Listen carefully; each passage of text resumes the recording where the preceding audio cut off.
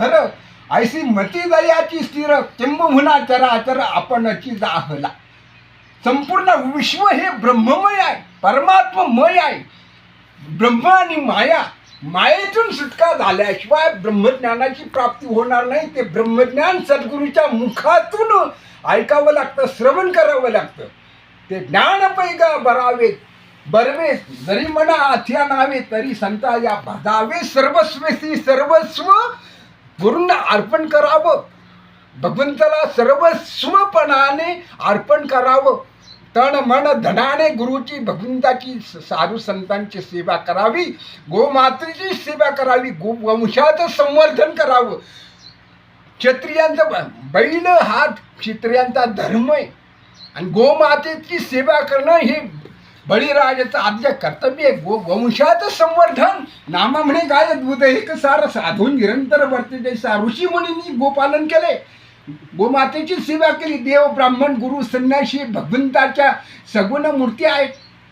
निर्गुण परमात्मा दिसत नाही, पण सगुण मूर्ती म्हणजे ब्रह्मदेव. ब्राह्मण, ब्राह्मणाचं मुख, ब्राह्मणाचा आशीर्वाद, सद्गुरूंचा आशीर्वाद, पतीचा आशीर्वाद, मुलांना आईवडिलांचा आशीर्वाद, कन्याला आईवडिलांचा आशीर्वाद, पुत्राला आईवडिलांचा आशीर्वाद आणि कुळाला पूर्वजांचा आशीर्वाद. ज्या कुळामध्ये आपण जन्माला आलेलो आहोत त्या कुळाचा आशीर्वाद प्राप्त झाल्याशिवाय, आशीर्वाद मिळाल्याशिवाय कुटुंबाचा, घराण्याचा उद्धार होणं दुर्मिळ आहे, कठीण आहे.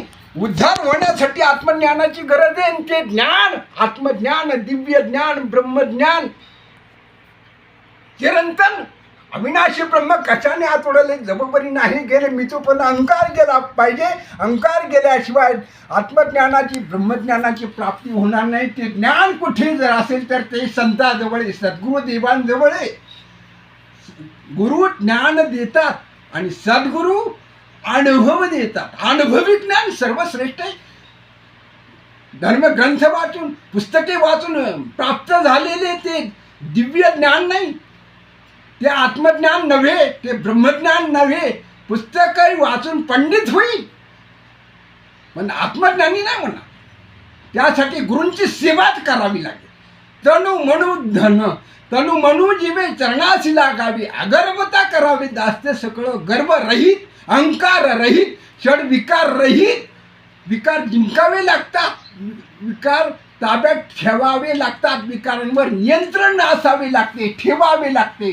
तरच सद्गुरूंची सेवा प्राप्त होते आणि वैराग्य निर्माण झाल्याशिवाय आत्मज्ञानाची प्राप्ती नाही आणि गुरु प्रसन्न होणार नाही. सद्गुरू प्रसन्न होणं दुर्मिळे, परमेश्वर प्रसन्न होणे दुर्मिळे. परमेश्वराची कुटुंबावर, जीवावर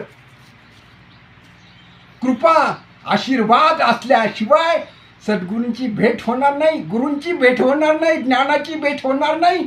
ब्रह्मपद सोपे नाही, ब्रह्मज्ञान सोपे नाही.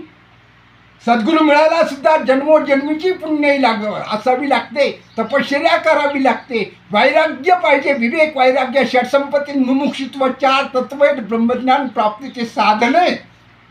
पहिला विवेक, विचाराची परमोच्च अवस्था, अंतिम अवस्था म्हणजे विवेक. पहिलं सूत्र ब्रह्मज्ञानाचं, पहिलं सूत्र विवेक जागृती, दुसरे सूत्र वैराग्य प्राप्ती.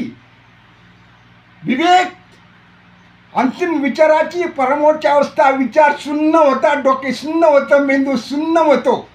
विचाराची परमोच्च अवस्था म्हणजे विवेक. आणि विवेक निर्माण झाल्यानंतर वैराग्य आपोआप निर्माण होत असते. वैराग्य मिळाल्यावर षड संपत्ती, 3 नंबरचं सूत्र. 2 नंबरचं वैराग्य प्राप्ती, 3 नंबरचं सूत्र साधन संपत्ती. संपत्ती कोणची? लौकिक संपत्ती नव्हे, परमात्मा प्राप्तीची, ब्रह्मज्ञानाची, दिव्यज्ञानाची, आत्मज्ञानाची प्राप्तीची साधनं. ती साधन संपत्ती, दैवी संपत्ती 26 गुण.